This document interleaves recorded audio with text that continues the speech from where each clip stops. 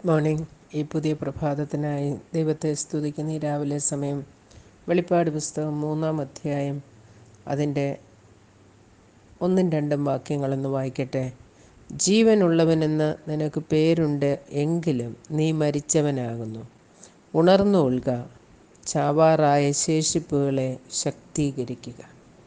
ദൈവത്തിൻ്റെ ആത്മാവിനാൽ ഏഷ്യ മൈനറിലുള്ള സഭകൾക്ക് ദൂത് കൊടുക്കുന്ന യോഹന്നാൻ മുഖാന്തരം ദൂത് കൊടുക്കുന്നതാണ് ഈ ആദ്യ അധ്യായങ്ങളിൽ നാം വായിക്കുന്നത്.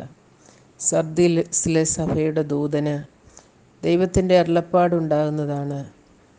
ഒന്നാമത് ആ സഭയെക്കുറിച്ച് നീ എങ്ങനെയുള്ളവനാണെന്നാണ് കർത്താവ് പറയുന്നത്. നീ ജീവനുള്ളവനെന്ന് നിനക്ക് പേരുണ്ട്, എങ്കിലും നീ മരിച്ചവനാകുന്നു. നിൻ്റെ പ്രവൃത്തികളൊന്നും കാണുവാൻ തക്കവണ്ണം, വെളിപ്പെടുവാൻ തക്കവണ്ണം പൂർണ്ണതയുള്ളതല്ല. നിനക്ക് ഒരു ജീവനുള്ളവനെന്നുള്ള പേരുണ്ട്.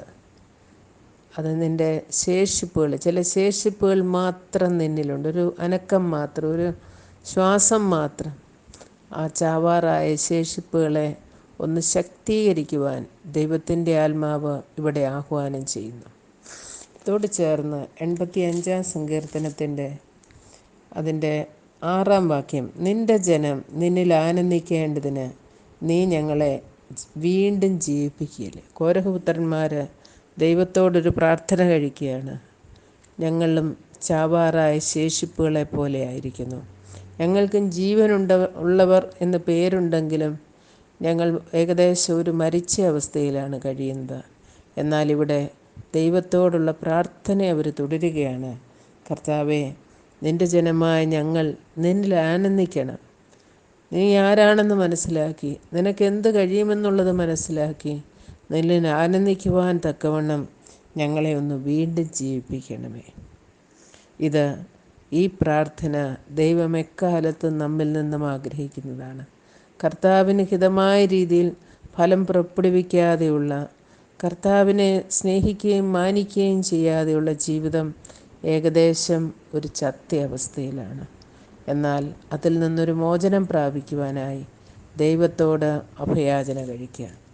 ഇതിനോട് ചേർന്ന് ആ 85-ാം സങ്കീർത്തനത്തിൻ്റെ തന്നെ 9-ാം വാക്യം കൂടെ വായിക്കാം. തിരുമഹത്വം നമ്മുടെ ദേശത്തിൽ വസിക്കേണ്ടതിന് അവൻ്റെ രക്ഷ അവൻ്റെ ഭക്തന്മാരോട് അടുത്തിരിക്കുന്നു നിശ്ചയം. കോരഹപുത്രന്മാർക്ക് ആ ബോധ്യവും ഉണ്ടായിരുന്നു.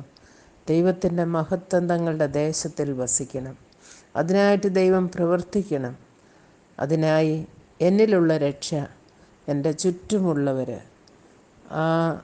എന്നിലൂടെ ആ രക്ഷയുടെ മഹത്വം ദർശിക്കുവാനിടയാകണം.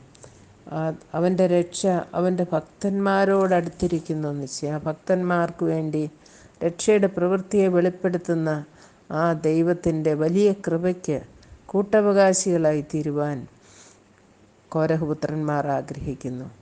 ആ തിരുമഹത്വം ഒരു ശക്തിയോടെയുള്ള അവരുടെ വ്യക്തിത്വത്തെ വെളിപ്പെടുത്തുവാനുള്ള ആ വലിയ ദൈവകൃപയ്ക്കായി അവർ പ്രാർത്ഥിക്കുന്നു. ഇന്ന് രാവിലെ സമയം നമുക്കും പ്രാർത്ഥിക്കാം. കർത്താവേ, നീ ഞങ്ങളെ വീണ്ടും ജീവിപ്പിക്കണമേ. നിൻ്റെ ശക്തി ഞങ്ങളുടെ മേൽ പകരണമേ. നിൻ്റെ മഹത്വം ഞങ്ങളിലൂടെ ഞങ്ങളുടെ ദേശത്ത്, ഞങ്ങളുടെ കുടുംബങ്ങളിൽ വെളിപ്പെടുത്തണമേ. ഞങ്ങൾക്ക് കൃപ തരണമേ എന്നുള്ള പ്രാർത്ഥനയോടെ ഇന്ന് പകൽ നമുക്കായിരിക്കാം. ദൈവത്തിൻ്റെ പരിശുദ്ധാത്മാവ് അതിനായി നമ്മെ സഹായിക്കട്ടെ. God bless.